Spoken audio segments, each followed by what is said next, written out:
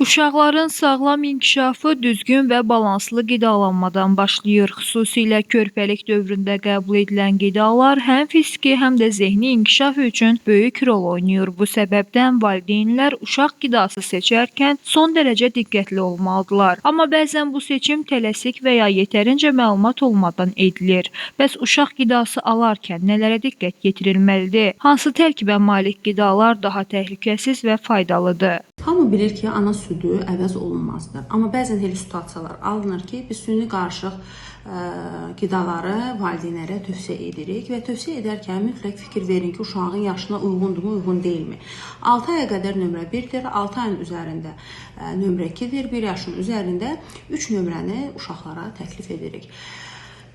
Digər önəmli faktorlardan biridir ki, uşağın vəziyyətinə görə hansı smesi seçəcəyik? Yəni, uşaq allergikdirsə xüsusi smeslər var. Laktaz yetkinsizliyi müşahidə olunursa uşaqda, onun üçün də ayrı bir smeslər seçirik və təbii ki, bu həkimin məsləhəti ilə olmalıdır.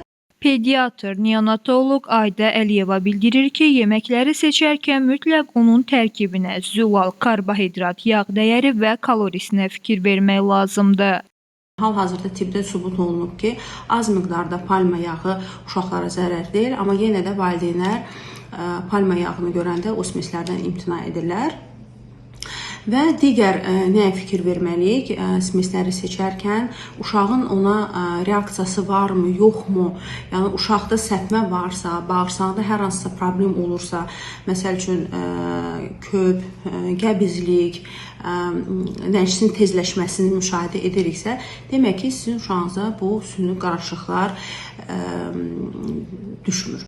Valideynlərin uşaqların sağlamlığı üçün ən uyğun və təhlükəsiz qidaları seçmələri vacibdir. Ona görə də seçim edərkən həkim məsləhəti almaqda fayda var. Pediatrlar uşaqların yaşına, sağlamlıq vəziyyətinə və ehtiyaclarına uyğun olaraq ən yaxşı qida seçmələrini tövsiyə edə bilərlər. Leyla Səməndər, Yeni Azərbaycan TV.